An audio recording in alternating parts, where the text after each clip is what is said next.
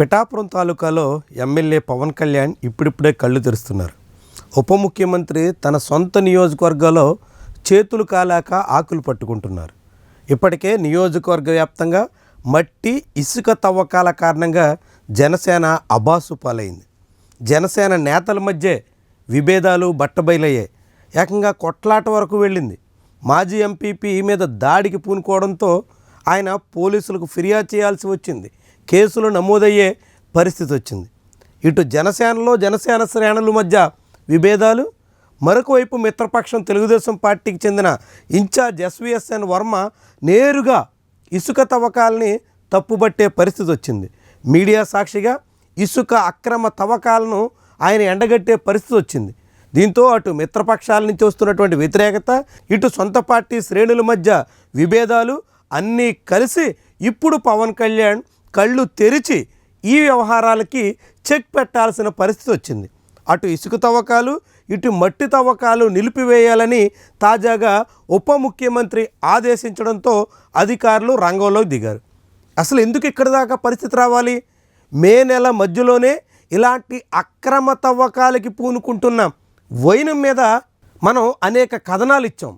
The news Telugu తరపున మే 17, 19 తారీఖుల్లో FK పాలులోని పాపిడిదొడ్డి చెరువు కేంద్రంగా అక్రమ మట్టి తవ్వకాలకు తెగబడుతున్న జనసేన శ్రేణుల దందాను వెలుగెత్తి చాటాం. అప్పట్లో చాలామంది ఇదేదో పవన్ కళ్యాణ్కి వ్యతిరేకంగా చేస్తున్న ప్రచారం అంటూ కామెంట్స్ రాశారు. కానీ ఇప్పుడు అలాంటి వాళ్ళందరూ కళ్ళు తెరవాల్సిన పరిస్థితి వచ్చింది. తమ పార్టీ అధినేతే ఎన్నాళ్లకు మేల్కొని ఈ మట్టి తవ్వకాలకి చెక్ పెట్టేదానికి పూనుకున్నారు. మరి పవన్ కళ్యాణ్ శ్రేణులు ఇప్పుడైనా అర్థం చేసుకుంటారా? అలాంటి మట్టి తవ్వకాల కారణంగా జరుగుతున్నటువంటి అపారమైనటువంటి నష్టం, ముఖ్యంగా జనసేన పార్టీకి జరుగుతున్నటువంటి నష్టాన్ని పవన్ కళ్యాణ్ ఇన్నాళ్లకు గుర్తించినట్టు కనిపిస్తుంది. అలాంటి అక్రమ మట్టి తవ్వకాలు, దాంతోపాటుగా సెజ్ ఏరియాలో నడుస్తున్నటువంటి ఇసుక తవ్వకాలు, వీటన్నిటికీ చెక్ పెట్టాలని పవన్ కళ్యాణ్ ఇన్నాళ్లకు ఆదేశాలు ఇవ్వడంతో అధికారులు రంగంలో దిగి వాటన్నిటినీ ఆపేశారు. అయితే ఇప్పటికే ఆయా చెరువులు, ఆయా ప్రాంతాల్లో మట్టి తవ్వకాల కారణంగా పర్యావరణానికి అపారమైనటువంటి నష్టం జరిగింది. పాపిడిదొడ్డి చెరువు అయితే ఇష్టారాజ్యంగా తవ్వుకుని విలువైనటువంటి మట్టిని అటు ఇటుక బట్టీలకి, ఇతర వ్యాపారాలకి తరలించకపోయినటువంటి వైనం అక్కడ ఉన్నటువంటి పరిస్థితి చాటుతోంది. మరి ఇప్పటికైనా జనసేన అధినేత స్పందించి మట్టి తవ్వకాలని నిలుపుదల చేయడం పట్ల అనేక మంది హర్షం వ్యక్తం చేస్తున్నారు.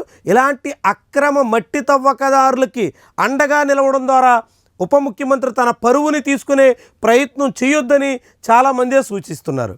ఇలాంటివి ఆరంభంలోనే అడ్డుకుంటే ఆయనకి మరింత గౌరవం నిలిచేదని, అధికారులను కలిసి విన్నవించినప్పుడే స్పందించి ఉంటే ప్రభుత్వాధినేతగా ఆయనకి మంచి పేరు వచ్చి ఉండేదని, ఎప్పటికైనా సగం చెరువును తవ్వేసిన తర్వాత అయినా ఆయన స్పందించడం పట్ల ఎంతో కొంత ప్రయోజనం ఉంటుందనేటువంటి అభిప్రాయాన్ని స్థానికులు వ్యక్తం చేస్తున్నారు. ఎప్పటికైనా పిఠాపురం నియోజకవర్గ వ్యాప్తంగా అనేక చెరువుల్లో ఇలాంటి ఇసుక తవ్వకాల్లో కోట్ల రూపాయలు కొల్లగొట్టే ప్రయత్నం జనసేన ముసుగులో కొందరు చేస్తున్నటువంటి ప్రయత్నానికి పవన్ కళ్యాణ్ చెక్ పెట్టకపోతే ఆయనకు చిక్కులు తప్పవు అనేటువంటి సంకేతాన్ని ఈ వ్యవహారం ఇస్తుంది. జనసేన శ్రేణుల మధ్య ఏకంగా కొట్లాటకు దిగి చొక్కాలు చింపుకుని దాడులకు పూనుకోవలసిన పరిస్థితి వచ్చిందంటే అందులో జరుగుతున్నటువంటి దందా ఏ మాదిరి ఉందో, ఎంత పెద్ద స్థాయిలో సాగుతుందో తేట తెల్లం చేస్తుంది. మరి ఇప్పటికైనా పవన్ కళ్యాణ్ స్పందించారు. ఇకపై ఇలాంటివి జరగకుండా అడ్డుకట్ట వేయాల్సిన బాధ్యత ఆయన మీద ఉంటుంది. ఆయన ఏదో యథాలాపకంగా చూసి చూడనట్టుగా వదిలేస్తే మాత్రం ఆఖరికి నష్టాన్ని చవి చూడాల్సింది పవన్ కళ్యాణేనన్నది ఆయన గుర్తించుకుంటే జనసేన అధినేతకే మేలు జరుగుతుంది. లేదంటే మాత్రం చేతులు కాలాక ఆకులు పట్టుకున్న అంత పెద్ద ప్రయోజనం దక్కేదానికి ఆస్కారం ఉండదు.